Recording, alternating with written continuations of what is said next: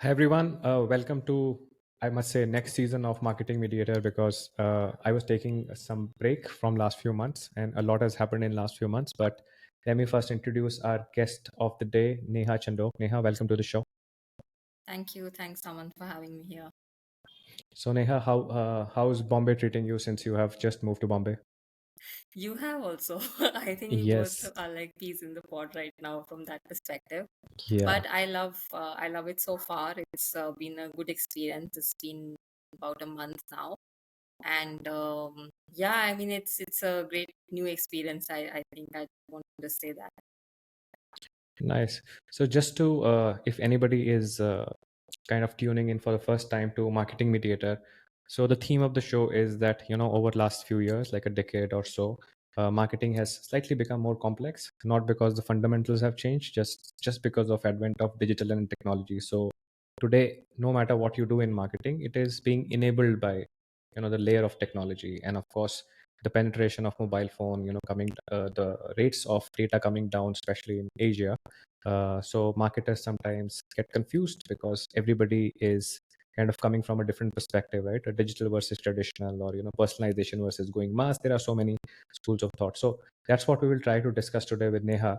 So Neha, I know that you have always worked in marketing and communication side of the things because we kind Yeah. of started our career almost together. Yes. And But tell us a little bit about your journey. That how did you get into marketing? When did you actually decide to get into marketing? Give us a snapshot. Sure. So like I'm from Shimla. I think I definitely want to admit that I followed a very typical trajectory for someone, coming from that town. So I studied English honors in my, for my grads, and I moved to Chandigarh for Punjab University for studying mass comm and journalism. At that point of time, what I knew, and I think you were also on the platforms, like we were both on blog press, and we were working on blogs, and we were building our Flickr accounts and all of that. So while we were doing that, I was interested in what was happening from an overall perspective into world of marketing. And I still remember in my journalism course, there was only one chapter on marketing. At that point of time, it was being called online marketing. And then I went to the library and picked up a few books and just wanted to understand what's happening. Of course, I was slightly more exposed as compared to maybe my peers at that point of time, because I was doing some side jobs at that time, which were to do with content marketing or building blogs, etc. And I knew that there was this business coming up which is all online, but I didn't know what or how it will impact marketing. So at that time, then I started looking for work, which I understood was looking for digital marketing work, and I got into an agency. So that's where my journey started, as literally someone who used to write tweets for brands and Facebook posts and manage content calendars. This is about 14 years back. And then after that, of course, I mean, for the first 7 years of my career, I was a digital marketer. I handled digital strategy, performance marketing, etc. And the last 7 years I've spent between various brands, but more on the ATL, BTL, and media side of things. I worked with a few audio brands. I work with auto brands. I am right now with the CPG brand, and so on and so forth. Interesting. It also reminds me of everything I have gone through, which is almost the same. But I think Sure. there is a fundamental difference. I mean, we will get into that later in the later part of the show. But the thing is that we have been very hands-on, and somehow I would say our entry point into marketing was more digital, or at least digital first, Yes. and Yes. that's how we have kind of grown in our life, which is one interesting way of looking at things. But before that, since you were mentioning that starting off with agencies, I think most of the last a lot of last years actually you have been on the brand side, and you Yeah. have worked at different kinds of sizes, the setups, right, of a brand, like a small Yes. brand or a medium brand, and then working with somebody as big as MG, right? So Sure. what would be your first one or two observations between these two kind of setups? Between big and small brands, I think there are a few. So, for example, uh, let's start with the small brands, right? So, in my experience, small brands and small setups are usually more agile in terms of functioning and functionalities Mm-hmm. of the team itself. I've also seen that the KRAs for marketing itself are defined more bottom line driving or revenue driving. So there's a lot of emphasis on sales and leads. It's also something which is unfortunate, but you'd see that a lot of these, the smaller brands basically are built on, one can say, from a performance marketing point of view. So you are Mm-hmm. adopting to digital and bottom lines are well taken care of. But what happens over the years is that when you are a new entrant, you have, of course, a product edge. But that Yeah. product edge is something that you lose really fast because other brands also come in and then they also have similar or close to same USPs as you. Mm-hmm. And then you start losing market share. So that's where, so as soon as the product edge is lost and new entrants or new players start adopting to that business stream, then you also lag behind because smaller brands don't build the brand first. They are usually very focused on building the bottom line first and linking, everything to getting sales out of the money being spent. Um, I've also seen that most of the smaller brands today, at least, are being built by on the basis of technology. So Mm-hmm. usually the products are fantastic. Like you wouldn't find glitches in products, and the products evolve really fast. So that's definitely a plus point. But marketing budgets are tighter, processes are not there. Um, it's always like a few channels, but driving depth in those few channels as Mm-hmm. compared to, let's say, like a larger brand. You would see this more process centric brands. Of course, they have legacy or they built on that legacy and driving that up as compared to your competitor. Customer loyalty plays a big role. Subscriptions play a wider role. It's mostly width driven and not as much as depth on all the channels that a marketer typically employs for a bigger brand. Yeah. So also, I think bigger brands become very templatized after a few years. So 70-80% of the work falls under templatized formats and templatized, formats of launching products, etc. So the creativity and innovation, I feel, uh, possibly takes a bit of a backseat Mm-hmm. because they have the scale or they have the budgets to buy media, being it out of home or print or digital. But what do they end up doing with it is sometimes very, status quo. And, Yeah. it's plain vanilla communication a lot of times. So it's more a function of reach. But sometimes creativity suffers because of the templatization, which comes in after a few years in these plans. Yeah, I know all the playbooks which have been defined, and you have to follow the Yes, the playbooks at playbooks. every Yeah, every leg, whether it is yeah, creative media or role of channels. Yeah, that's super correct, interesting. I think I completely agree with you the way you articulated it. Uh, Next question, which I want to ask, just kind of changing gears. Now, see, there are a lot of different schools of marketeers, right? The way you sure, explained it to me, also something which we discussed, it shows your journey from a perspective of digital first brands. Even when you're working on a big brand, I think the right, perspective started from digital, and now, of course, it is right, 360, right? Uh, right. but do you think, in last 10 to 12 years, according to your experience, marketing Sure. has really changed fundamentally, or it's, digital and, this transformation or omni-channel is just like a, old wine in new bottle? I don't know how to define like a very straightforward answer for this, but I'll try my best. Mm-hmm. If you ask me what has changed or what hasn't changed, so let's start with what hasn't changed. Um, in the last 7 years, I've jumped industries, right?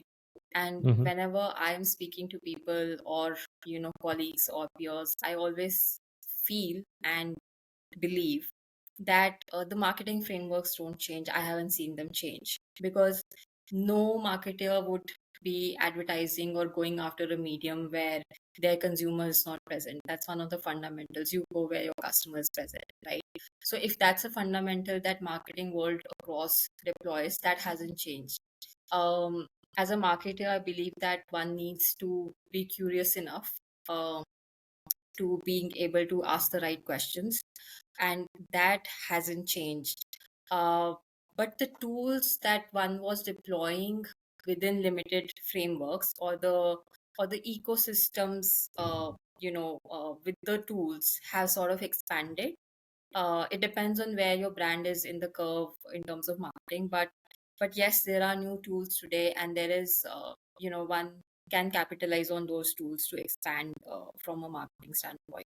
So for example, just some things that come to my head right now are, for example, today influencer marketing is quite big. Our content creator economy has overtaken, where earlier brands used to look at their ambassadors as celebrities, and they would Hmm. usually reach out to a celebrity and have that them as a brand ambassador, because that was what was working at that point of time. But today you can deploy pretty much like 50 brand ambassadors or 100 brand ambassadors for your brand and still build the brand at the same scale. Hmm. So that has changed. I think with the emergence of aggregator channels and QCOM, the entire change in like the kirana experience, which is very linear. You'd go out, you'd meet your neighbor in the kirana shop, you'd look at the products that were there, and usually you'd end up buying, like my mom would end up buying the mostly the same portfolio of products that she needed for the home, right? It wasn't it was yeah, it was, I mean, 90% of the shopping will remain the same, and Yeah. 10%, which were the small items, will basically change. So maybe the chips packet has changed, or one of these soft drinks would be a new soft drink that we get to try. uh, but with qcom, what has happened is that discovery has become different, and players today are leveraging that to launch new innovations, and new categories are emerging really fast. So if you look at something like a sexual wellness category in India, I mean, even till 7 years back or 5 years back, I hardly used to see sexual wellness products. But today on QCOM, you have a range of brands that are there, and people, because they know the delivery will be, faster, as well as it's something that you can buy and people don't have to know.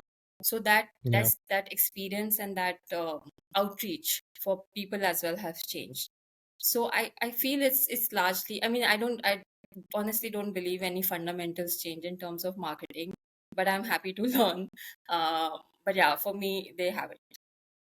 No, I love it because completely agree. I mean, nothing has changed, but I think what has changed, I mean, in way of working with different kind of people, in my experience at least, is Sure. it's exactly the way you explained, right? But imagine somebody who has been working, who's much more experienced than us, right, on client side or an agency side, right? It's easy to explain them in the language or the perspective they have. For example, that is why you talk about that e-commerce is endless aisle, right? I think it is for explaining to those people, right? And q-commerce is, just imagine that without going to the shop, it is those counters where you do impulse buy, for example, right? Product Correct. discovery to purchase Yes. itself, right? Like Yes. one click is entire journey. I think that has changed. Whereas if you're For talking to sure. somebody who's more digital, you don't have to explain them like that, because for them it is something very very natural, because they have grown up with a mobile connection, right? So you don't have to give them those references. They are both Yeah. talking about the same thing. Their references points are coming from two different ends, that's all. But Right. agree with you. My next question is, because you were talking about, you were kind of explaining the journey, consumer journey, and you were also using the words like experience. Because I've been Right. working a lot in consumer experience essentially. Yes. And what I've realized is, again, the definition of consumer experience is also very different for different people, depending on, like you mentioned, if a product is digital first or a digital itself, tech-based product, Right. the meaning of customer experience is very different. It's digital experience, the app, the way you come from an ad and all that stuff. But the moment you start talking about CPG, again, something which you were touching upon, because most of it is still happening, offline in a country like India. Yeah, It makes more sense to talk about, O2O, right? sure. But what would be your definition of experience if you were to like give one which could help everybody understand that what you're trying to say when you say, having this seamless customer experience for your brand? Okay. Um, so, I mean, first, of course, I agree with you absolutely that the experience or the definition of experience itself changes when you are a digital first product or if you are a digital first company versus when you have something offline or you have outlet channels which vary from geography to geography. But I think I would look at it as simple as that what is the person who's experiencing your brand getting out of your product or service, Mm-hmm. and discarding the medium. So, for Yeah. example, at the end of the day, why do you or I believe in customer experience? Because that's the impression of the brand that your Mm-hmm. customer is taking away. So, that could be, on an app, that could be at one of your outlets, that could be at an airport where you have put up a pop up shop, or it could be even as a push notification that I'm getting. Because if I'm getting 10 from you, over the same day, of course my customer experience is going to diminish over time, right? I'm going to say that, oh my god, this spam so much, etc. So there are various, what I'm trying to say is that agnostic of the medium, Yeah. I would just say that it's about the impression that your brand is making on the customer and how they are making you feel. So Mm-hmm. that's largely that. um, because at the end of the day, experience has to drive share of mind for Mm-hmm. for me as a marketer, and it has to drive word of mouth for the brand as well. So if I am not doing experience well enough, then I don't think people will bring up your brand in a conversation which is in a day-to-day platform, or if it's not something special where they're made to feel special, so then again people will not bring that up. So, a lot of facets of marketing are reach driven, like we speak about TVs, we speak Mm-hmm. about print, but I do believe experience per se is impression driven. It's about the Yeah. feeling aspect of Yeah. things. So, for example, I love Nicobar because of the kind of how everything in the store is just, it just matches. So not only the collection, but when you walk in, you're greeted with smile, but you're given your own time to explore the collection. The aesthetics at the store just match that philosophy of culture but still modern. The kind of silk pouches they give the earrings in, that just fits perfectly with what the kind of experience that the brand drives. So I think yeah, that would be it. But I think it also stems from the fact that whatever your brand is trying to promote, I think we all need to start walking that talk. Mm-hmm. So if I'm saying as a brand that my value or my ethos is sustainability, or if I'm saying that it's about whatever my purpose is, we need to ensure as marketers that that purpose translates into the smallest and the biggest of things that we are doing for the brand. Yeah, no, I love that. And of course, my wife, Ika, she loves Nicobar. So every time Oh, if she sees there's a okay, store, she has to go in right, because I think it's exactly yeah, what you explained. The experience of that store is like so good that you can yes, just imagine your home to be like that. I think yes, absolutely, that's how they do it. Uh, Awesome. So I think customer experience is very, very important. And I think brands, even the traditional brands, are realizing that the experience itself can be a differentiator, or, reason to yeah, buy, or, whatever you call it, USP yeah, for the entire yeah, brand or the product, right? And more brands are kind of realizing it. In fact, it's everywhere. You have worked in automobile, and now yeah, I've also worked a little bit on automobile, and I understand that today actually it is the experience, end-to-end experience, which is kind of letting these new brands come and take over the categories which even did not exist, and the yes, traditional players are still trying to catch up, right? Like they don't know what hit them. It's not that yes, those cars are exceptionally amazing, right? It's no. just that they know how to give the experience to the customer Correct. today, right? Correct. If you look Awesome. at the car industry today, if you'll find pretty similar formats. But I think Yeah. you're absolutely right, especially if we talk about automobile as a category.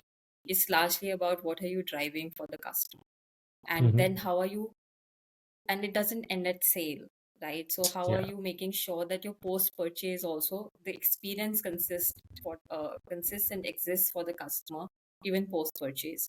So I think most of the brands today have started staring, towards that avenue as Yeah. Yeah. Awesome. Now let's talk about your career, since you have worked at so many brands and so many different types of industries. Uh, well. if I were to ask you that, pick up like one favorite moment of your from your marketing career, I think I know what it would be, but I think you let's know what it all would the be, listeners know but what is that it. sounds so, that sounds so vain and so shallow of me that I'm not sure if I would decide that as a No, favorite please go for moment. it. I think, yeah. I mean, perks So of yeah, I mean, being in sure, marketing, that's what people would find sure. out. Sure. So I think I know I think I can understand which one you're referencing to. So basically, that's definitely my cherry on the cake moment. So I've been a big fan of one of these British actors who rose to popularity with the series called Sherlock. And as part of MG, I got to meet and shoot with him a couple of times. So that has been one of my like the best moments for sure. So yeah, yeah. But I mean, it's yeah, it comes with that scale, of course. Yeah. But yeah, I mean, uh, yes. But I feel like that's also, like I said, it's a very vain metric to look at. Yeah, I think I knew it, but for me, I think I was also in early in my career. I always wanted to get into this, production with celebrities and brand ambassadors, and it was very exciting Sure, in the beginning. But then I quickly realized that it is not my cup of tea. sure. The whole it looks very glamorous, and Yeah. unless you like the brand ambassador, and after you meet, like it's a very tough thing, guys. If you're thinking about getting into advertising, it's not just meeting those celebrities. Behind the scenes job is No, really there's a really lot of tough. work.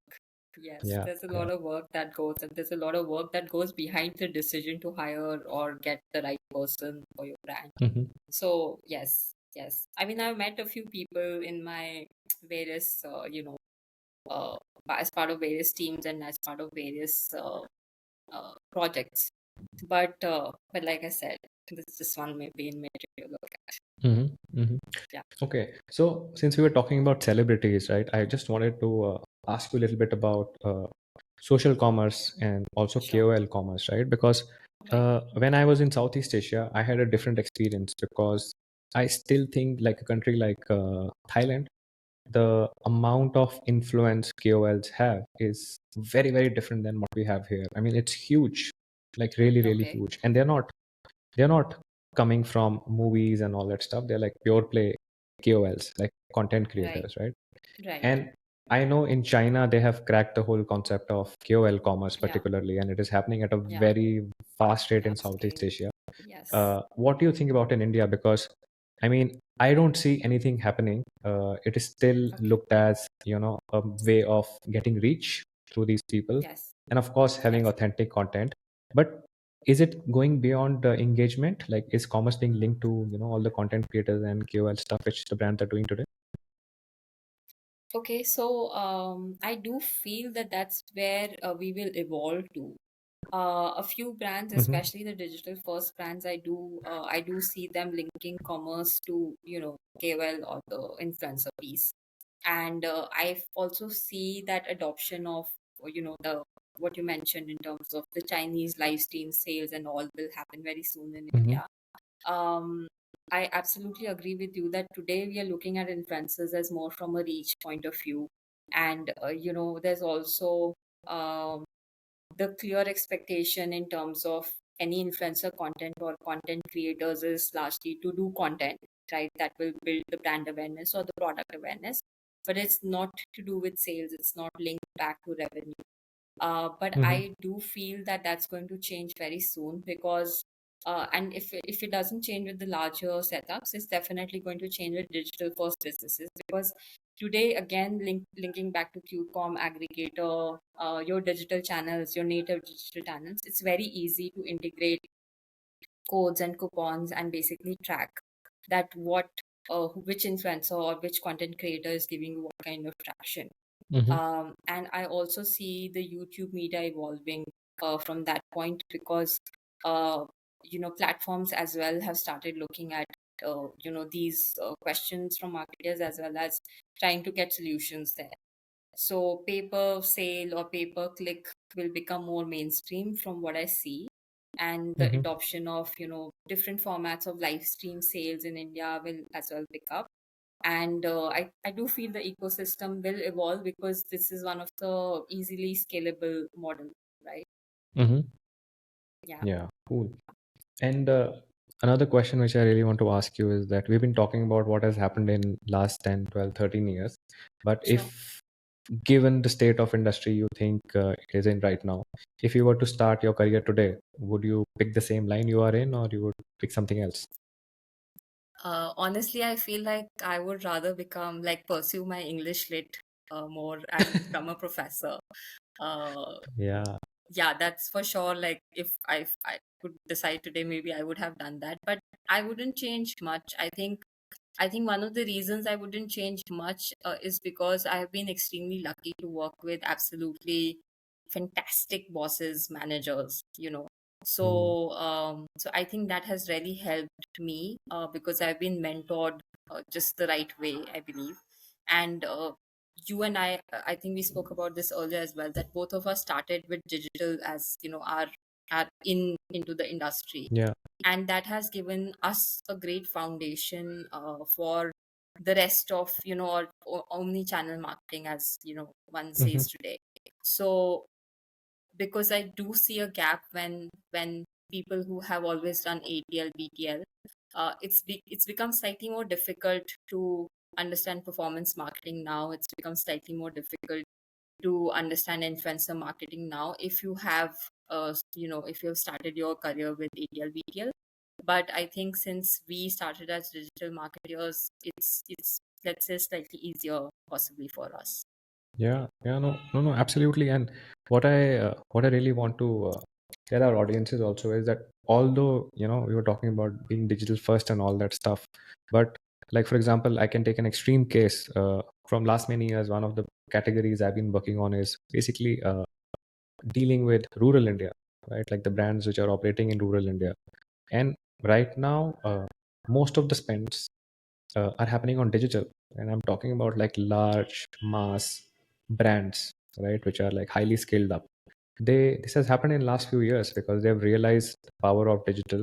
What is the role which digital is playing in taking the people to that dealership, or a shop where you're buying some crop inputs, for example, right, or even automobiles, right?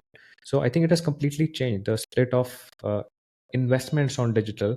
uh, would be more than, I think, mainline media today in many categories, which is just showing that how everything is now digital. It is enabled by technology, I must say. Like, Yep, nothing has changed, absolutely. so which is super interesting. Okay, now we need to get into a rapid fire round, and Yes, very excited for you have to that. just answer whatever comes to your mind without thinking too much. Yeah. Okay. Okay. So, which is your favorite book on advertising or building brands? Here I'll have to give a disclaimer that while I am known in my circle for reading, but I don't like non-fiction much. So I'm big on reading fiction, but I think Seth Godin's "All Marketers Are Liars" is one of my Hmm. favorite books. Is there? Let me twist that question. Is there a fiction which you have read which was based on marketing branding? I don't know. No, I know I Set haven't. up I an mean, there agency. have been plots where, people were working in an agency. I remember I picked up a second-hand book in Thailand, which was largely to do with that plot, but I wouldn't call them, yeah. Building brands. How to build brands. Okay. Uh, which is your favorite brand of all time? Like personally. I think that will be. I really adore and love Red Bull's work, and I Hmm. think they just get it right all the time. But that's also a legacy brand, right? If you look at it. So, but if Yeah. one was to look at emerging digital brands or digital first brands, I think Bliss Club does a great job. uh, Hmm. of what they're building. Nice. Red Bull is also like one of my Okay. always like all-time favorite. I think growing up, I was drinking so much of Red Bull just because. And I, Yeah. when I was studying marketing, like in my B school, when I read brand management, and I think I referred to the one of the projects I did was on Red Bull, which I picked up, and that is when I realized that, oh my god, like it was all a script, right? It was all a plan. Like nothing was unintentional. I was thinking that, oh, I just discovered the brand, or I just got sampled by a brand. It was Right. exactly what they wanted to do, like Right. to the T. Right. I Awesome. think one thing that I want to mention here is that we spoke about templates earlier, right? So Yeah, if you look at Red Bull, largely, I'd say there are templates in place, but they yeah, innovate on the template every time, and all that's the what time. is fantastic about it. Yeah, yeah, always. I mean, I remember I did not even expect them to be, at that time because they were just entering India when we were in B school. But the kind of points they were available at, you wouldn't even expect. Sometimes a Red Bull bus would just come to your college like Yeah. randomly out of nowhere, Yeah. or they would find you in. I remember at that time, Mocha used to be a great hangout place with shisha and all that stuff, coffee shop. They would find you somewhere on that road, and of course college fests and all that stuff. But it was Correct. pretty cool, I think, I what they think they did. were the original people who could, mine influencers or college ambassadors programs. They didn't call them Seriously, those, but clearly they were ahead of the curve all the time. absolutely. Okay, so next one is a little tough one, but you have to pick only one out of these two: brand or performance, if you were to pick one. Branding for sure, because performance doesn't drive loyalty or purpose. So branding Mm, always. okay. Okay, nice. I think I know. I mean, everybody knows it has to be a mix of both, but Yeah. yeah, I think But you asked me it's to pick up important. one, so Yes, yes. I don't have any answer. Like I would probably pick up performance, I think. okay. And last one, again, you have to know diplomatic answers. Agency side or working with the client side or the brand side. I know I don't want to give a diplomatic answer, but don't you feel it's also to do with where you are in your career? Like right now, client side. Yeah, I mean, thanks for the answer, but yeah, that is a very valid point. It depends on where you are at the Sure. juncture of your career. It also depends on what kind of company you're working for, like we were discussing, right? So Correct. yeah, the depending on where you are, depending on what category you are, the answer can change. Yes. Awesome. Then I think it has been a great discussion, but in the end, I would also like to ask you one more question Okay. because apart from our community of people who work in marketing, whether on agency sides, specialized agency sides, or brands of all size, we also have listeners who are probably just thinking about starting their careers in marketing. Uh, if you were to give one advice to somebody who's probably say in a B school, but has not made up the mind that whether they should get into marketing, what would you kind of what would be a couple of tips to make the right choice and choose the right career in marketing? Okay, so I spoke about this recently as well. I think on my LinkedIn that I see a lot of confusion today for people who are coming into the industry. So, and also like personally, in the last 3 to 5 years, I've taken a lot of interviews, with freshers and people who wanted to join a certain team at a certain point of time. And I saw mostly, a lot of people will on the interview calls will tell me that they want to do strategy or they want to become a digital marketer. But when I would push them, a little bit to understand what they understand of, whatever terms that they were telling me, I realized that people don't today, for whatever reason, people don't today understand the difference between the various streams of marketing that exist. So for example, a lot of people assume that when they say digital marketing, that means posting content on Instagram Mhm. or becoming a copywriter. But copywriting is just not stringing a few fancy words together. That's not copy has to come from an insight. It has to drive towards a business objective. Performance marketing is very different from social marketing, is very different from content marketing and all of that. So I think that is one of the things that I want people to realize, and as well as sort of understand, or as part of their internships explore, so that there's clarity within them to know that what are the right fit for me, or what is the fit, what is the industry fit that I want to go after. Then Mm-hmm. that's definitely one. I think the other would be that um, the understanding that, omni channel marketing is where channels have to complement each other. Mm-hmm. They're not competing with each other for the same brand. So that's also very, very important. And lastly would be to just be open to learning the ropes, because in my experience, the expectations a lot of people coming in is that uh, that they will have people to work with, and they will have not dirty their hands or do the hard work, but Mm-hmm. trust me, that's the only way to learn. Yeah. So I think being open to almost doing everything to start with could be one of the good ways to come in and sort of explore for themselves, because that will also give one perspective on uh, maybe what what really aligns with their skills, or what really aligns with their aptitude. Yeah. Yeah. No, I think that's a great advice, because I mean, we cannot stress enough on this that, in the beginning, you have to get your hands dirty. In fact, you should be hands on all through your career, because Yes. another thing which, Neha would agree on is that if you are not doing hands on like every day, you would very soon be irrelevant, because the landscape changes so fast. Yeah. There are so many tools which are available in the market, but you need to know the basics. If you don't know the basics, that tool will not make sense to you. Or if you are not hands on, then it would be very easy for anybody, be it your team or somebody you're working with as a partner, to fool you, because you don't understand the basics, Yeah, that why is this absolutely. data being showed to you, right? Absolutely. I think it's very important to do your market visits, or to just see what customers are doing on ground, and etc. And just, sort of take those notes and learning. But I think there's a lot of like expectations that marketing is very glam all the time, which it is not. It's Yeah, only it's tough. 5% Yeah. which is glamorous. Mostly 95% is not glam. So yeah, Yes. Awesome. I think it was a great chat, Neha. Thank you for taking out the time. thank And you. I think it gives a very good perspective, because I was looking for some of the guests who have worked on both sides. And Sure. I think it was you who has done this. And, your perspective kind of gives a new understanding or some new insights between what people are thinking who have just worked on either of the one sides. So Okay. thank you so much. Great Thank you. conversation.